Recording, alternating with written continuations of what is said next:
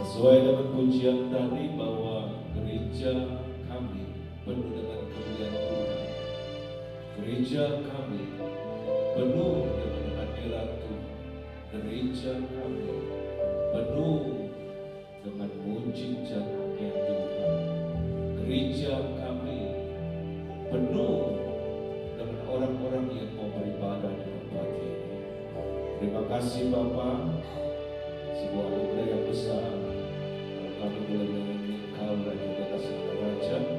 Dan sebab itu Rabbi, kami semuanya, baik tim musik, tim pemuji, ketika mereka menyanyi untuk Tuhan. Ketika mereka bermain musik untuk Tuhan. Urapi mereka semua Tuhan. Urapi mulut dan lidah mereka. Urapi tangan dan jari mereka. Kami juga untuk berdoa untuk multimedia, sound system, penerima tamu, para pelentang. Tuhan juga memberkati dan urapi mereka semuanya Allah. Kami juga berdoa untuk Ibu Evangelis Tina Andrea. Kami serahkan serahkan ke dalam tangan Tuhan. Tuhan berkati, Tuhan urapi, berikan hikmat marifat. Dengan apa yang disampaikan merupakan isi hati Bapa di surga dan merupakan jawaban kami semuanya. Tidak lupa kami juga berdoa untuk jemaat Tuhan. Mari Bapa dan seluruh jemaat Tuhan yang boleh beribadah, biarkan Tuhan melawat mereka. Ketika mereka mulai membuka pintu gereja, mereka sudah dilawat oleh Tuhan, mereka sudah dijamah oleh Tuhan Roh Kudus. Kami mengundang Engkau untuk hadir di tempat ini, karena kami percaya kehadiran-Mu membawa dampak yang sangat luar biasa.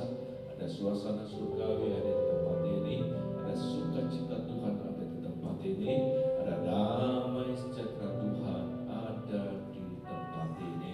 Terima kasih Bapa, di dalam nama Yesus kami siap untuk nanti Engkau Raja di atas segala raja. Yang percaya boleh katakan amin. Sekedar info, siapa namanya? Si Samuel bisa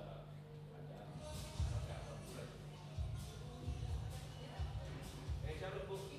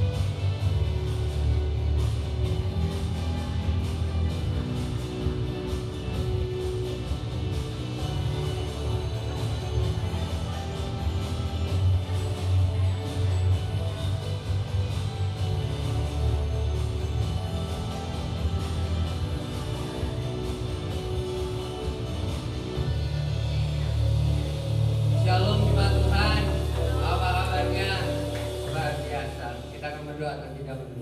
Terima kasih Tuhan, terima kasih Bapa atas penyertaan-Mu, atas berkat-Mu kepada setiap kami Tuhan, sehingga pada pagi hari ini kami dapat hadir, kami datang di bait-Mu Tuhan.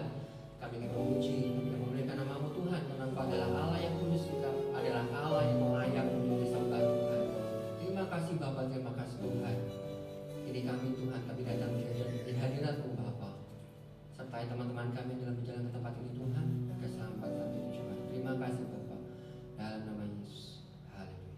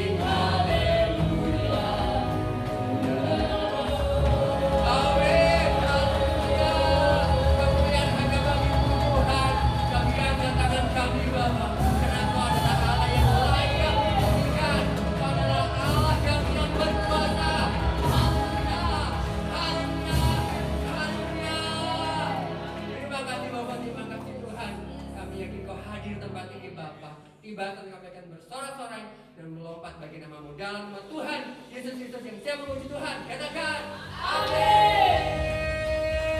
Haleluya. Allah kita adalah Allah yang baik. Amin. Tepuk tangan sama-sama saudara. Hei.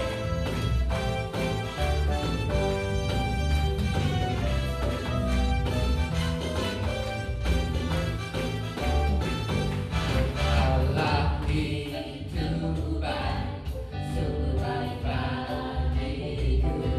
Ditunjukkannya kasih setianya. Amin.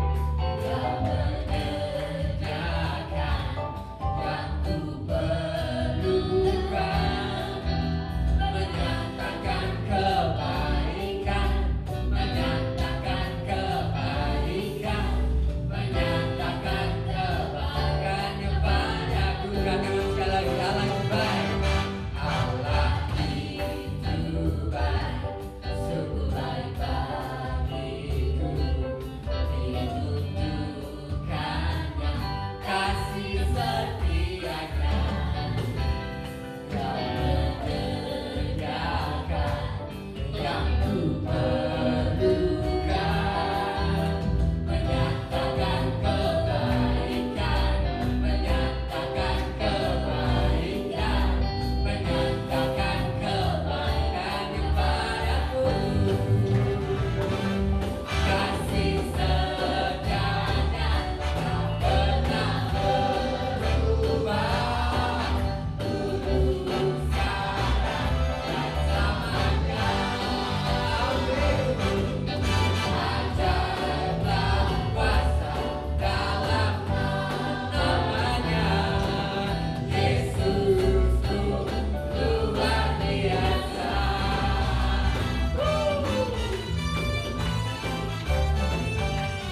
Allah itu baik, sungguh baik bagiku. Ditunjukkannya kasih setianya, yang menyediakan yang ku perlukan, menyatakan kebaikan, menyatakan kebaikan, menyatakan kebaikannya padaku. Kasih setianya tak pernah berubah, dulu sekarang dan selamanya. Ajaiblah kuasa dalam namanya. Yesus luar biasa. Katakan sekali lagi, kasih setianya tak pernah berubah, dulu sekarang dan selamanya. Amin. Ajaiblah kuasa dalam namanya. Yesus luar biasa. Sekali lagi katakan, kasih setianya tak pernah berubah. Kapan? Dulu, sekarang, dan selamanya. Ajaiblah kuasa dalam namanya. Yesus luar biasa. Yesus luar biasa. Sekali lagi, amin. Yesus luar biasa. Tentang Yesus Kristus. Haleluya. Dia adalah Allah yang luar biasa, adalah Allah yang baik. Kita mau masuk gerbang, kita mau bersyukur karena Tuhan itu baik. Amin. Kita bersuka di hadiratnya. Haleluya.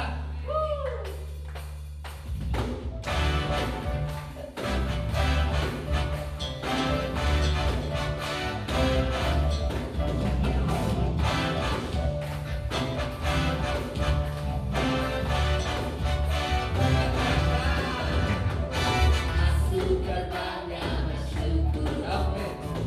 Dengan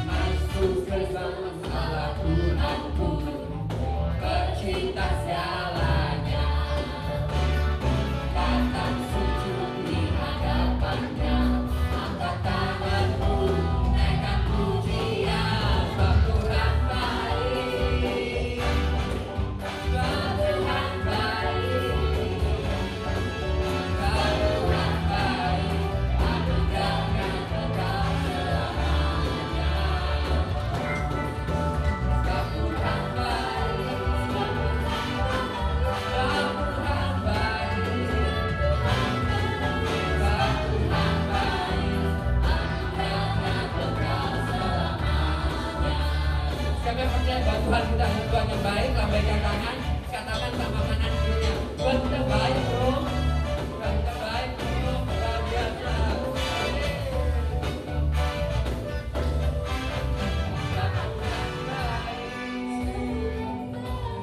Sebab Tuhan baik, sebab Tuhan baik, anugerahnya kekal selamanya. Sebab Tuhan baik, Sebab Tuhan baik, sebab Tuhan baik, sebab Tuhan baik, sebab Tuhan baik, anugerahnya kekal selamanya. For the Lord is good, for the Lord is good, for the Lord is good, and His mercy endures forever. For the Lord is good, for the Lord is good, for the Lord is good, for the Lord is good, for the Lord is good, and His mercy endures forever. For the Lord is good, and His mercy endures forever. For the Lord is good, and His mercy endures forever.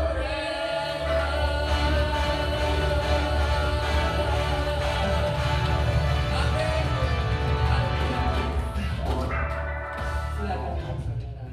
Amin. Tuhan kita adalah Tuhan yang sangat amat baik.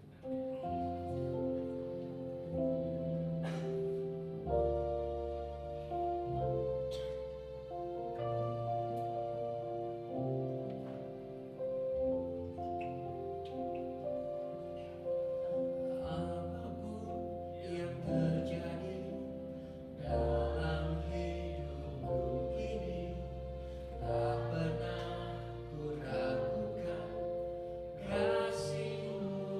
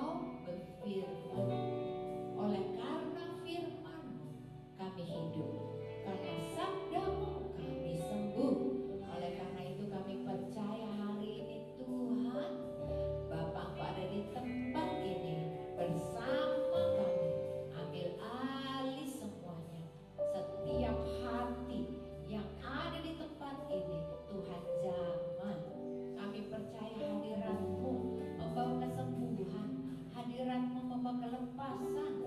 Hadirat-Mu membuat kami selalu percaya dan merasa aman. Terima kasih untuk setiap kesempatan kami boleh mendengar firman. Oleh karena itu, biarlah hari ini Roh Kudus ambil alih setiap hati kami, menjamah dan memeteraikan firman yang kami akan bahas hari ini. Karena firman itu adalah Allah itu sendiri. Terima kasih, kami mengucap syukur hanya di dalam nama Yesus. Haleluya. Amin. Shalom saudara, Bapak Ibu yang dikasihi Tuhan. Terima kasih Ibu Mimi, terima kasih Bapak Freddy yang sudah mengundang saya. Kalau yang belum kenal, saya Tina Andrean, istrinya Pak Joni Andrean, bukan adiknya ya. Jadi banyak yang salah, bilang katanya saya adiknya. Sudah punya 4 anak, sudah punya 4 cucu pula, 2 perempuan 2 laki-laki. Saya mendampingi Pak Joni Andrean sudah 41 tahun lebih. Ya, saya menikmati perjalanan saya selama ini, mulai dari usaha kecil sampai usaha besar, semua karena campur tangan Tuhan. Karena tidak mungkin kita bisa sampai hari ini tanpa campur tangan Tuhan. Kenapa? Karena saya percaya sekali bahwa firman Tuhan itu adalah kesukaan kita. Firman Tuhan itu yang membuat kita hidup. Karena dari umur saya 10 tahun, saya sudah pengen kenal Tuhan Yesus. Padahal di rumah tidak ada yang ke gereja. Mama papa saya Konghucu, terus kemudian kakak adik saya ateis semua, nggak ada yang ke gereja. Satu-satunya saya yang pengen ke sekolah minggu, umur baru 10, kelas 5 SD, karena diajak sama teman. Teman saya berkata, kalau kelas 5 ini kalau hari minggu jadi sekolah minggu, mau gak kamu pergi sama aku? Oh mau deh, aku bilang. Aku minta izin sama mamaku. Aku bilang, mah boleh gak aku ikut ke sekolah minggu diantar supir? Boleh, kata mama. Akhirnya saya pergi ke sekolah minggu sendiri diantar supir. Duduk di situ dengerin guru sekolah minggu. Lalu guru sekolah minggu berkata, 1 orang saja percaya dalam 1 rumah, seisi rumahnya diselamatkan. Dan mulai hari itu saya berdoa tiap hari buat keluarga saya. 8 bersaudara, mama papa sama ada kuku, ada kucong, ada apo. 14 orang saya doain. Tiap hari nggak pernah stop. Lalu kemudian saya menampak usia remaja. Usia saya 15 saya dibaptis. Waktu itu GKI Panglima Polim, ciprat aja, pret-pret, gak ada yang celup-celupan, gak ada, ciprat. Tapi hati saya ingin melayani Tuhan. Gak tahu cintanya dapat dari mana, tapi saya percaya karena saya doa tiap hari. Lalu kemudian umur 16 saya melamar jadi guru sekolah minggu. Jadilah saya guru sekolah minggu. Yang tadinya saya murid, saya jadi guru. Nah, di situ saya menikmati selama 5 tahun jadi guru sekolah minggu. Saya mengajarkan lagi kepada anak-anak, percaya Yesus 1 orang, seluruh keluarga diselamatkan. Keluarga saya belum selamat, masih saya doain terus. Saya doain aja terus, karena saya tidak akan pernah berhenti berdoa sebelum mereka semuanya bertobat. Lalu kemudian usia saya 17 tahun, saya ikut KKR pertama Rengat Bongke, ada di Istora Senayan. Saya guru-guru sekolah minggu semua, hari Minggu sore. Saya punya uang jajan setiap minggu, dikasihnya hari Minggu. Jadi hari itu saya udah pegang uang jajan saya 1 minggu di kantong saya. Pergi ke KKR Rengat Bongke. Kantong persembahan lewat, itu uang jajan 1 minggu cemplung semua ke dalam kantong. Saya berpuasa 1 minggu lamanya cuma minum air putih aja. Saya masuk ke library, saya duduk manis di situ, saya baca buku, nggak pergi jajan. Karena hati saya ingin mengasihi Tuhan. Lalu saya ngomong juga sama mama saya, Ma, sekarang aku nggak perlu dikasih supir. Aku bisa berangkat sendiri karena ngajarkan udah usia 16-17 masih diantar supir. Saya pergi naik kendaraan umum, pakai uang jajan saya, bayar sendiri, pulang sendiri, naik mikrolet, naik bemo saat itu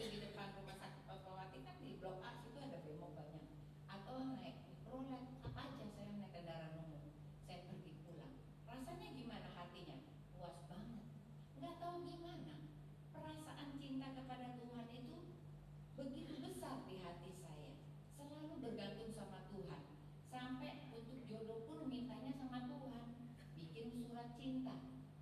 Karakter-karakter yang mau minta buat suami itu ditulis di situ semuanya. Surat cinta kepada Yesus, semua ditulis. Tahu-taunya dapat Pak Joni Andrea, tepuk tangan. Pada saat saya dapat Pak Joni Andrea, saya agak bingung sedikit. Karena sebetulnya bukan dia yang saya pilih. Karena apa? Karena saya guru sekolah minggu. Saya juga ikut aktif di pemuda. Ya. Dan ada seseorang ketua pemuda dan saya bendahara. Saya pikir ketua pemuda itu yang jodoh saya. Tapi Tuhan bilang bukan katanya. Pilih yang itu katanya, yang ada di Pademangan 3 Gang 14 nomor 27, Pak Joni Andrean. Waktu itu dia di Pademangan, udah jalanannya rusak pula, kalau bolong-bolong, kalau naik beca pasti terbalik. Nah, saya pernah bilang, kok dapat yang model begini Tuhan? Dapatnya kok di Pademangan. Tuhan yang pilih. Tuhan bilang Tuhan lihat hati, bukan lihat wujudnya. Karena yang satu itu sekolah Amerika, sudah jadi insinyur teknik di Amerika, papanya majelis gereja, mamanya. Itu sebetulnya ideal nggak sih ya? Ideal banget kan ya? Udah gitu mobilnya juga bagus-bagus. Yang ini naik motor, ya kan? Nggak punya mobil. Tapi Tuhan bilang pilih Pak Joni Andrea. Lalu saya nurut saja. Kenapa? Karena saya sudah punya koneksi sama Tuhan. Dari umur saya 10, saya begitu percaya bahwa apapun yang Tuhan pilih itu pasti bagus. Oleh karena itu hari ini saya ingin membawakan sebuah renungan kita. Bagaimana cara menghasilkan buah yang banyak? Apa sih buah yang banyak? Kalau pohon alpukat di rumah saya di belakang itu kalau berbuah ada 140 buahnya dan besarnya 800 gram per buah. 500 paling kecil, 800, 140 buah. Berarti buahnya banyak banget kan ya? Nah, hidup kita tuh mungkin mirip kayak begitu. Ada juga pohon yang kelihatannya bagus tapi tidak menghasilkan buah. Dia keren banget, rajin ke gereja, bayar perpuluhan, bayar persembahan, absen, nggak pernah absen pula. Kalau ada gereja 2, pagi sore dia pergi. Ya kan, keliling, namanya gereja keliling, ya kan? Jemaat keliling. Dia nggak pernah absen, tapi tidak menghasilkan buah. Apa sih yang dimaksud dengan buah? Ternyata buah itu adalah buah-buah keselamatan. Buah-buah keselamatan, sudahkah engkau menghasilkan keselamatan buat orang-orang di sekitarmu? Singkat cerita, keluarga saya itu diselamatkan di tahun 1981. 11 tahun saya berdoa, seluruh keluarga terima Yesus dan dibaptis. Tidak sia-sia. Orang yang terakhir yang dibaptis adalah opo saya, nenek saya umur 92, minta dibaptis juga. Terakhir, kenapa? Karena dia pertama nggak ragu-ragu, nggak mau dibaptis. Dia bilang kalau aku dibaptis nanti aku ketemu sama kumpung nggak? Saya bilang jangan pusingin sama kumpung, yang penting popo dulu selamat masuk surga dulu. Kenapa? Popo saya itu orangnya susah banget. Itu mamanya papa saya ya. Jadi setiap hari nih persiapan guru sekolah minggu hari Jumat itu saya selalu bawa 2 kue yang tadinya harusnya saya makan. Saya nggak pernah makan. Saya bawa pulang, itu kalau udah selesai persiapan guru sekolah minggu itu jam 8 malam. Saya kasih popo saya, walaupun perut saya lapar, saya nggak pernah makan. Bertahun-tahun saya kasih dia 2 kue ini setiap minggu. Satu hari dia panggil saya, Tina sini duduk dekat popo. Sekarang ceritain tentang Yesus. Tepuk tangan. Berarti menghasilkan buah nggak usah sampai kita terlalu bawel. Menghasilkan buah adalah memperlihatkan kasih kepada orang-orang di sekitar kita dengan cukup perhatian saja, cukup perhatian saja, dan jangan pernah bosan, jangan pernah berhenti. Kalau engkau memiliki mertua ya belum terima Yesus, kasih dia kue terus tiap minggu, kasih dia roti mako, kasih dia jeko gitu ya. Pasti nanti lama-lama sini duduk sini ceritain tentang Yesus.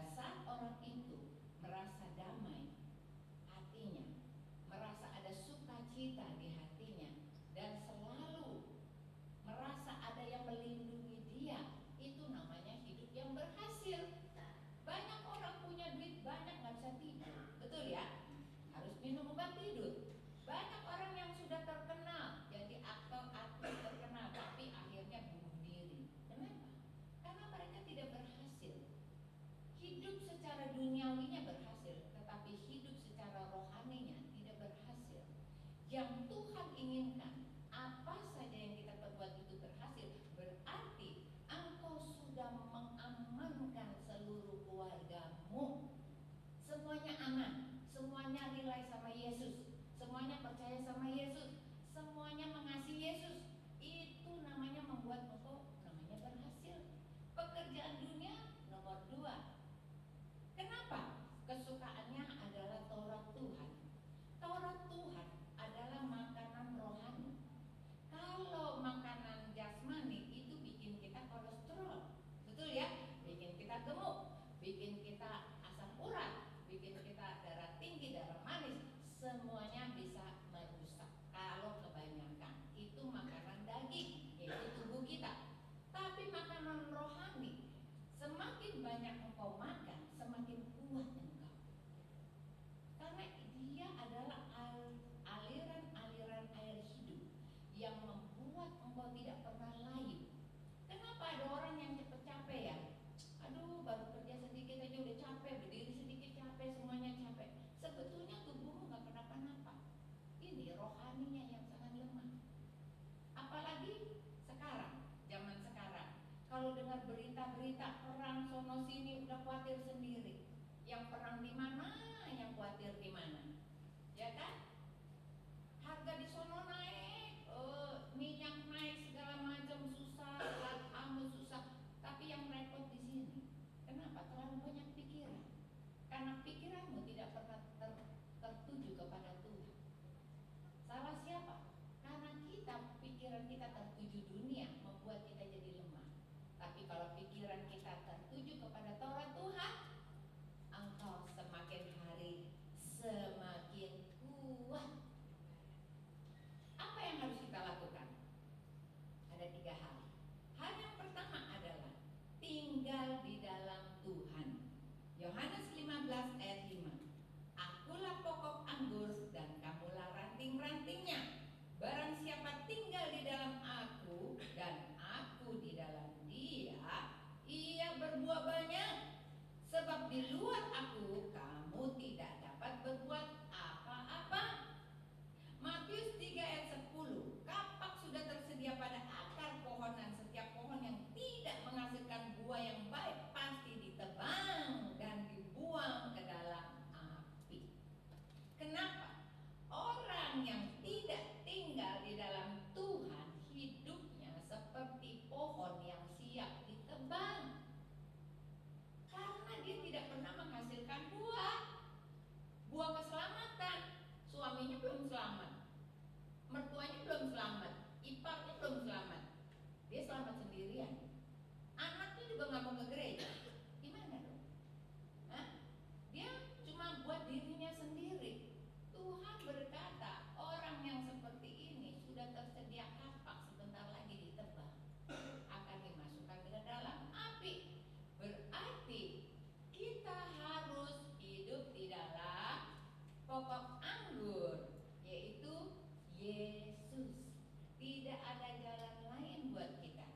Cuma percaya saja kepada Yesus. Pegang dia erat-erat, pegang dia tiap hari, pegang dan bersandar. Begini, saya ingin tahu dulu, berapa banyak di sini yang sudah dibaptis dan terima Yesus? Sudah? Sudah? Wah, selamat semua masuk surga. Amin. Ya. Begini, pada saat engkau dibaptis, terima Yesus, seharusnya Yesus ada di mana ya? Di hati bukan? Di hati kita. Oke, sekarang harus dicek. Karena kalau dia ada di hati kita, kita akan menghormati kehadirannya. Berarti begini, seperti tamu yang diundang. Bapak, ibu, saudara diundang sebagai tamu ke rumah seseorang. Tapi kalau yang punya rumahnya makan sendirian, makan pagi sendiri, makan siang sendiri, makan malam sendiri, nggak pernah disapa, masih mau nggak duduk di situ di ruang tamu? Nggak mau kan? Nah, Roh Kudus juga sama. Kalau kita tidak menyapa dia pagi hari, kita tidak sapa dia siang hari, kita tidak sapa dia malam hari, kemungkinan dia tidak ada di hati kita. Karena engkau tidak menghormati kehadirannya. Engkau gak respect, engkau gak rely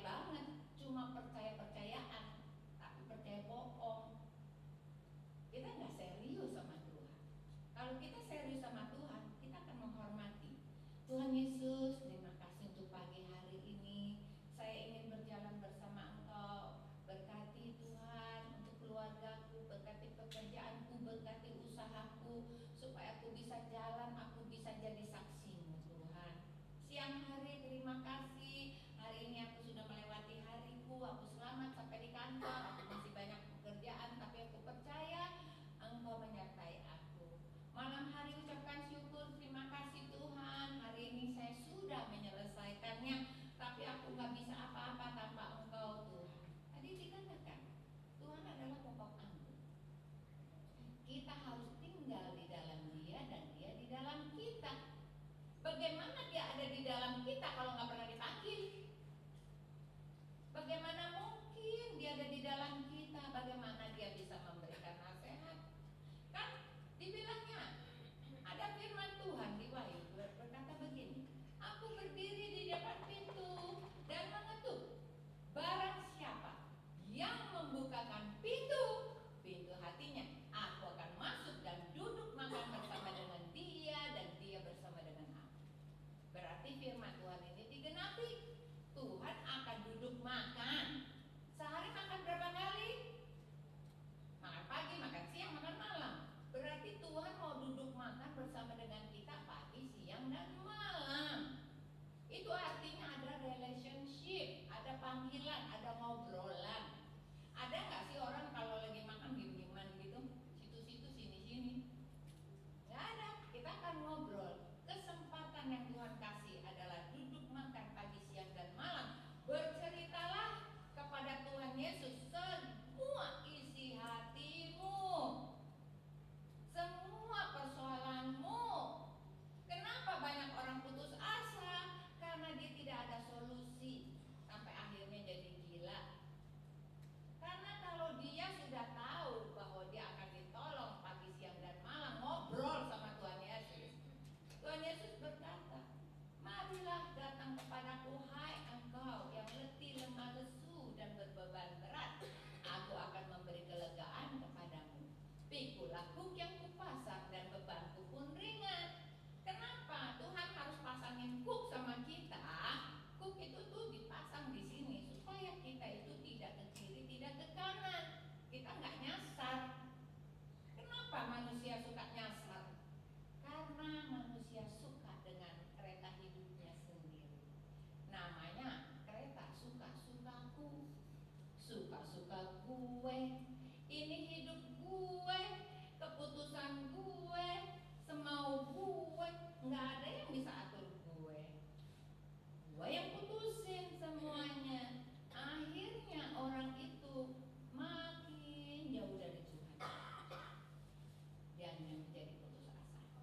Pada saat dia sudah jauh dari Tuhan, dia akan panggil, Tuhan Yesus, tolong, tolong aku, tolong.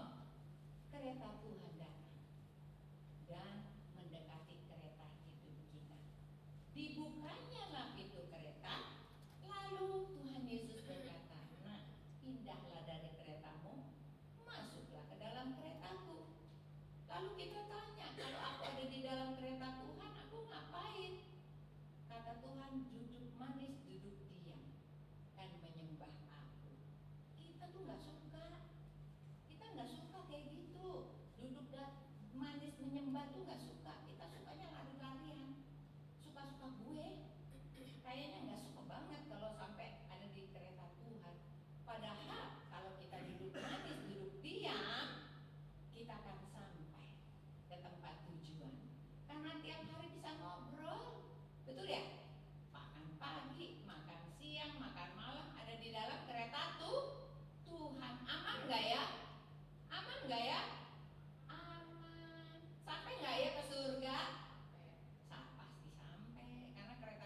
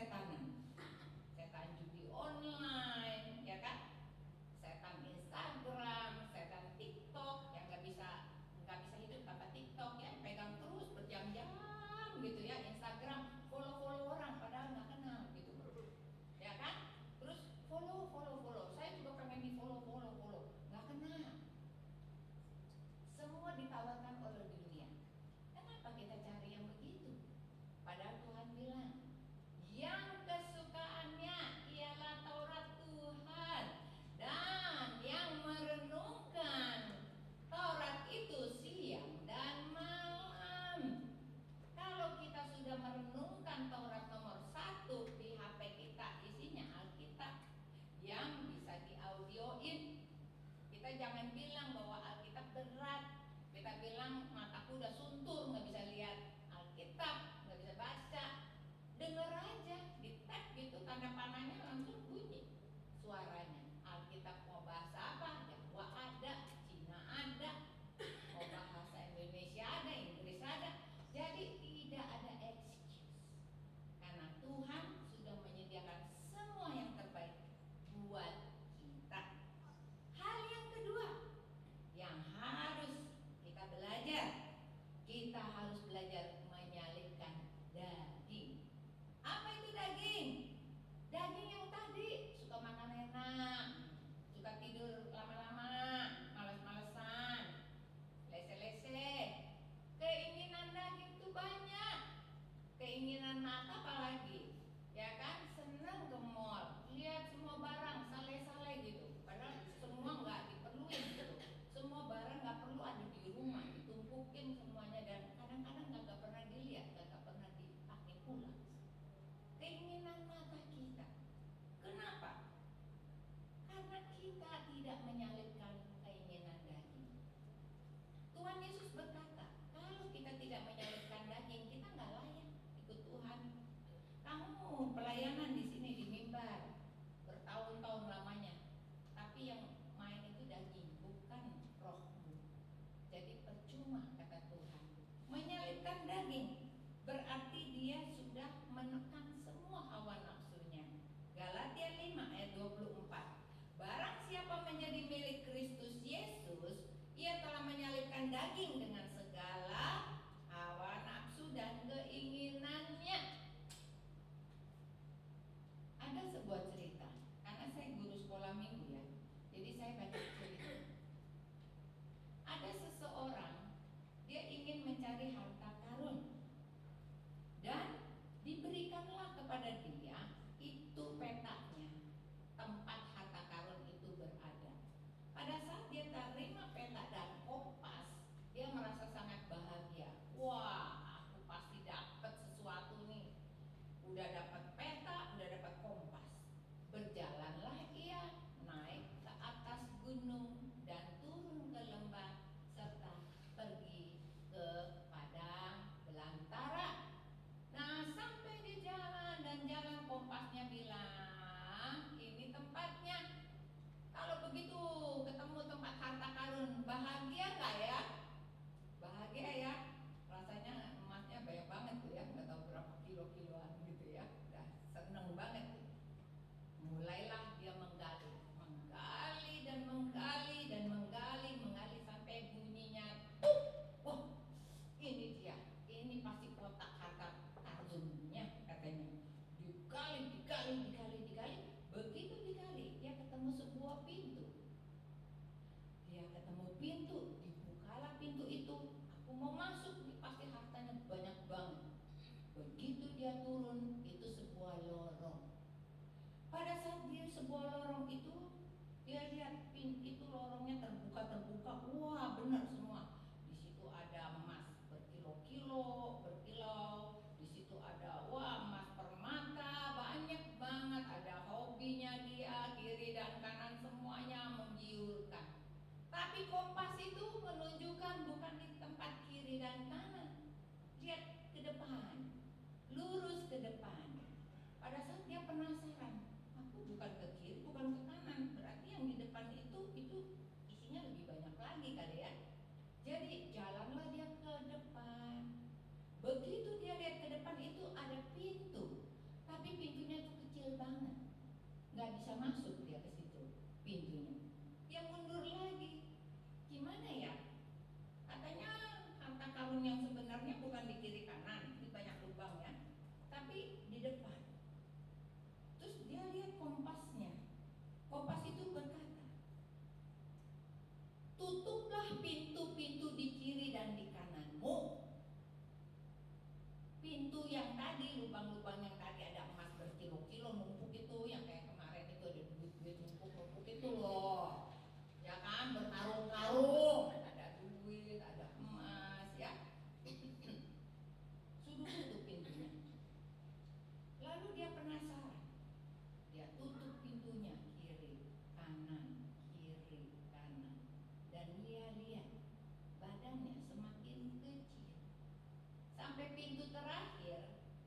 itu besarnya sama seperti kompas. Kompas ini Yesus. Dibukalah pintu itu dan dia masuk. Itulah kerajaan surga. Bukan yang engkau lihat kiri dan kanan. Dia harus semakin kecil. Dia harus mengecilkan.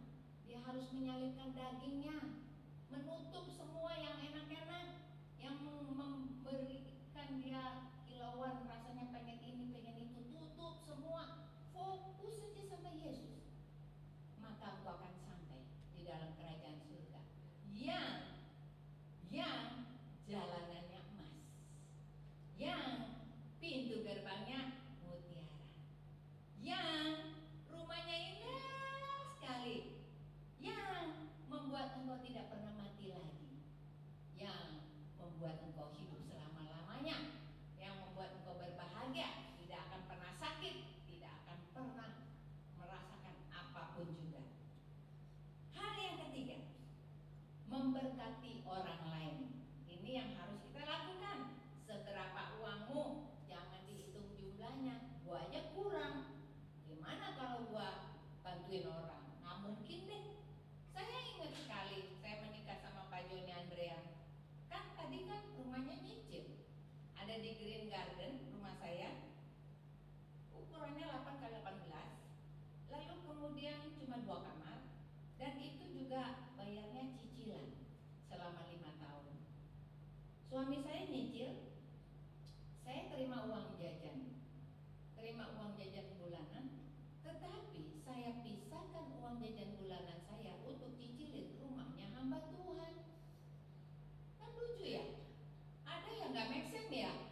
Rumahnya masih nyicil, kok dia pisahkan uangnya untuk nyicilin rumah hamba Tuhan? Waktu itu di daerah Bekasi. Nggak tahu hati saya tuh begitu aja, saya cicilin sampai dia juga lunas. Sementara rumah saya juga lunas. Kenapa? Karena kita tidak boleh melihat jumlah kita yang sekarang. Tuhan pengen lihat hatimu, itu kaya apa miskin. Banyak orang yang punya duit nggak berani memberi. Banyak orang miskin, janda miskin, beri semua 1 peser, yang semua adalah hidup dia. Mana kau pilih? Hidup kita singkat loh. Tuhan selalu mengajarkan kalau kita ada di dalam Dia dan Dia di dalam kita, kita memiliki hati sama seperti Dia. Siapakah yang menggerakkan itu? Udah pasti Tuhan Yesus, untuk memberi kepada orang lain pada saat engkau sendiri perlu. Jangan seperti kita selalu beralasan, aku sendiri aja kurang, gimana aku mau pisahin buat mamaku, bagaimana aku bisa pisahin ini buat mertuaku. Enggak deh ya Pi, kita sendiri kurang Pi, masih cicilan Pi, kita gak bisa kasih sama orang tua Pi. Bukankah kita selalu berpikir begitu? Padahal jikalau kita lakukan, pintu surga terbuka, berkatnya berlimpah-limpah. Luber. Sampai hari ini saya tidak pernah merasa miskin. Dari miskin pun saya tidak pernah merasa miskin. Dari kurang pun tidak pernah merasa kurang. Karena hati yang paling penting ada Yesus, engkau selalu tercukupi. Engkau tidak akan pernah merasa kurang. Karena apa? Burung di udara Tuhan pelihara. Apalagi engkau yang adalah biji matanya. Gak mungkin Tuhan akan sia-siakan hidupmu. Inilah yang kita pegang. Saya menikah sama Pak Joni Andrea ya karena saya percaya firman itu. Burung di udara Tuhan pelihara. Apalagi kita. Papaku sedih. Kenapa pilihnya si Joni itu? Bukannya pilih yang tiap minggu datang sama keluarganya. Saya sudah dibawa diajarin masak segala macam sama yang calon besan satu. Tapi aku bilang, Papa, kayaknya aku pilih dia. Papaku yang sedih. Dia yang bilang, aduh anakku ini nggak salah pilih kah? Aku bilang sama papaku, enggak Pak, nanti Papa lihat sendiri hasilnya seperti apa kalau Tuhan yang pilih. Ternyata dari tahun ke tahun,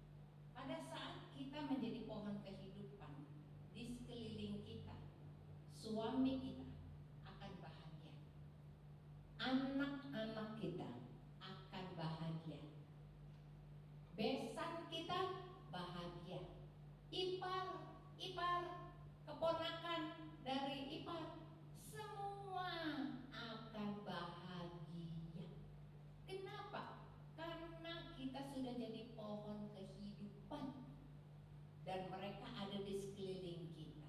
Keluarga besar Pak Joni Andrean selalu kumpul tiap bulan, bikin arisan di rumah saya. Kalau lagi kumpul 35 orang, semua termasuk anak-anaknya pada kumpul semua, kakak adiknya.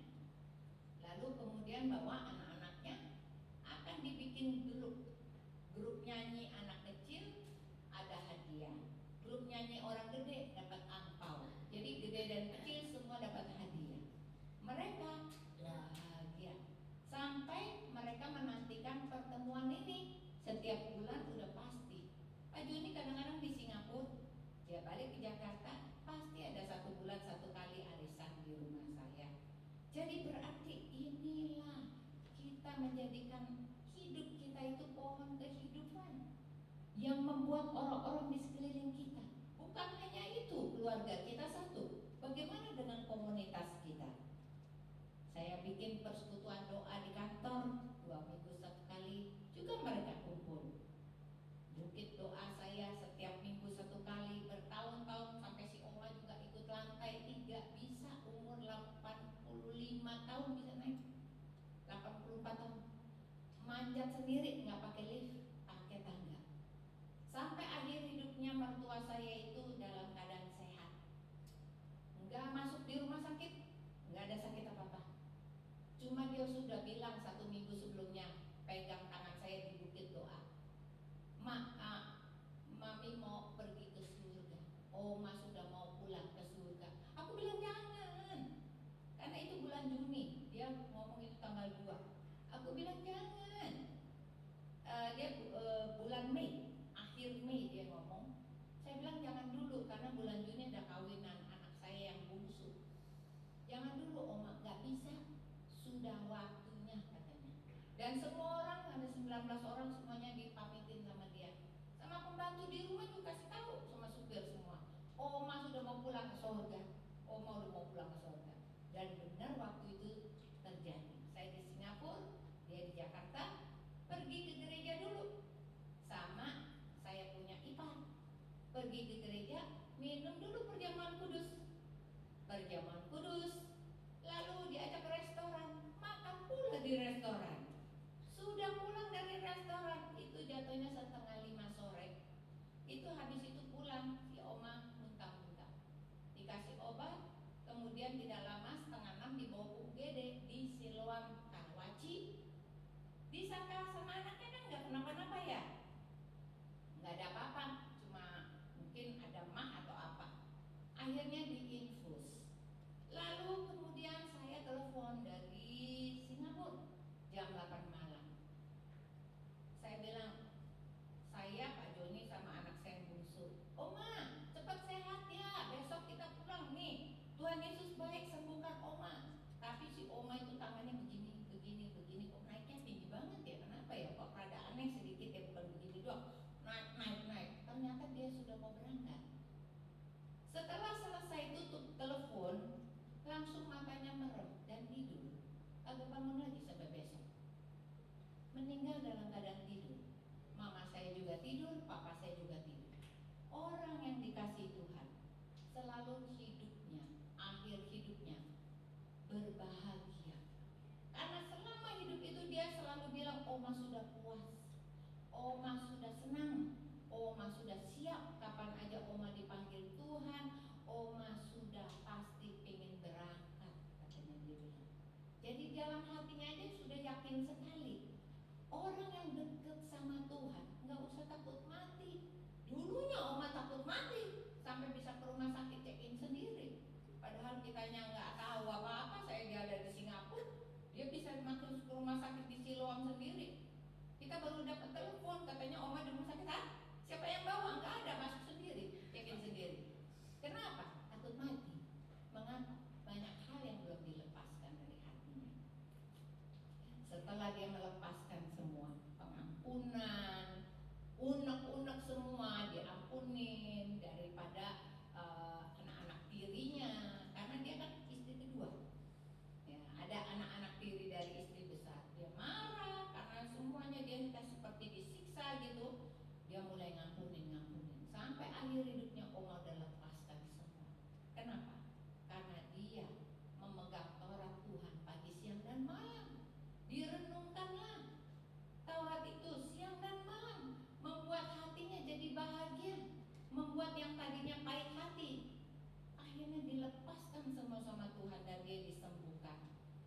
sehingga kehidupannya menjadi contoh dan teladan buat anak-anak dan cucu cicit semuanya. Bukankah hidup kita singkat? Kalau kita tidak lakukan sekarang, mungkin kita sudah ketinggalan. Karena engkau tidak mengerti bahwa hidupmu, engkau sudah dipilih sejak dalam kandungan untuk menjadi milik Tuhan Yesus. Kalau kita sudah menjadi milik Tuhan Yesus, jangan fokus kepada yang lain. Kita fokus sama Tuhan. Tuhan akan pulihkan semua. Pulihkan usahamu, pulihkan hubunganmu yang rusak, pulihkan kesehatanmu, pulihkan semuanya. Komunitasmu Tuhan bisa pulihkan. Asal kita pegang satu, berfokus kepada Taurat Tuhan, baca firman, baca firman. Saya baca firman dari umur 21 sampai sekarang. Nanti ditanya umur ibu berapa? Saya lahir 1960. Saya sudah baca Alkitab. Berapa tahun? Hitungnya 2026 ya. Sekarang 45 tahun. Tepuk tangan buat Tuhan Yesus. Berarti hidup kita tidak ada apa-apanya di luar aku. Engkau tidak bisa berbuat apa-apa. Di luar aku, engkau tidak bisa bahagia. Di luar aku, engkau tidak bisa berhasil. Di luar aku, engkau tidak bisa mengampuni. Di luar aku, engkau tidak bisa memberkati orang lain. Di luar aku, engkau menjadi pohon yang tidak berbuah, yang siap untuk ditebang.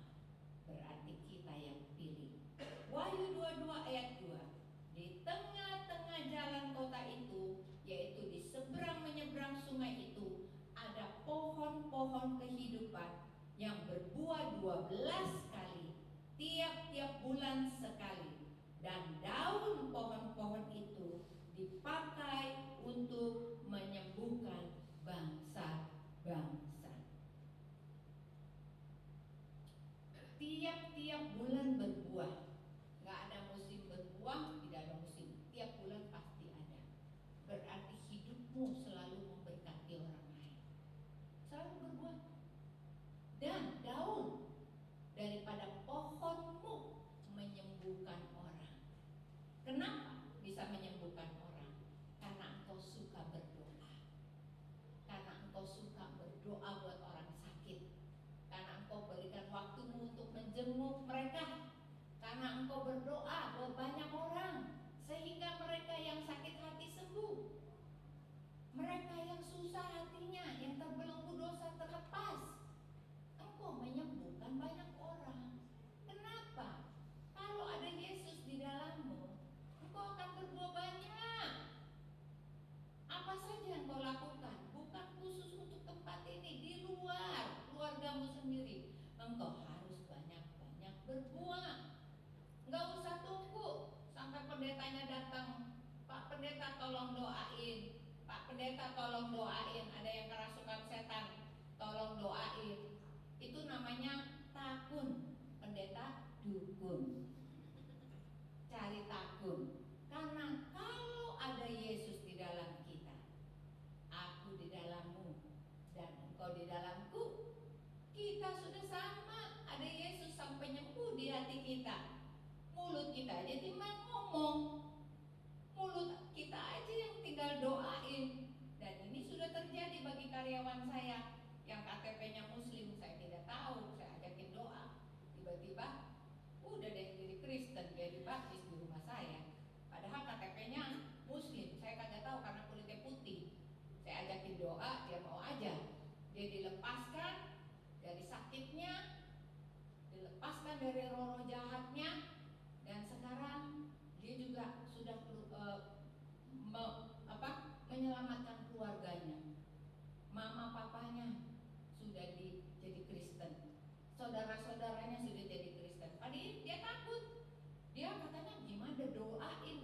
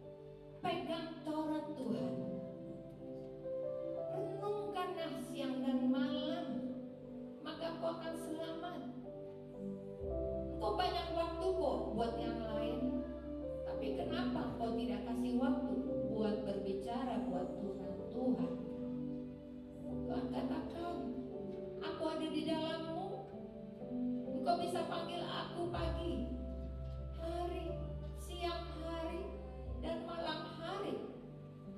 Kalau Engkau panggil aku tidak akan pernah keluar lagi dari hidupmu, dari hatimu. Dan Engkau tidak akan pernah salah jalan lagi. Aku pasti akan kasih tahu jalan-jalan yang baik dalam kehidupanmu, sehingga engkau menjadi pohon kehidupan. Karena engkau berpegang kepada aku. Akulah pokok anggur dan engkau adalah rantingnya. Engkau tidak bisa berbuah tanpa aku. Engkau tidak bisa berbuat apa-apa tanpa aku, firman Tuhan. Oleh karena itu biar hari ini firman Tuhan tidak akan pernah sia-sia. Engkau tangkap dalam hatimu dan kau berkata, ini aku Tuhan. Ini aku Tuhan. Bagi ingin yang ikuti doa saya, boleh ikuti. Tuhan Yesus, aku membuka hatiku. Masuklah ke dalam hatiku Tuhan. Jadilah Tuhan dan Raja di dalam hatiku. Aku percaya dosa-dosaku yang merah seperti kirmis sudah putih seperti salju. Mulai hari ini Tuhan, aku percaya Engkau ada di dalam aku dan aku di dalam Engkau. Aku sudah berpindah dari maut ke dalam hidup di dalam nama Yesus. Terima kasih Bapa. Terima kasih Tuhan Yesus meteraikan semua firman ini menjadi rema dalam kehidupan mereka masing-masing. Meteraikan dengan kuasa darah anak domba Allah. Di dalam nama Yesus kami sudah berdoa, haleluya, amin. Tuhan Yesus memberkati. Silakan saudara, kita semua diberkati oleh pementasan firman Tuhan.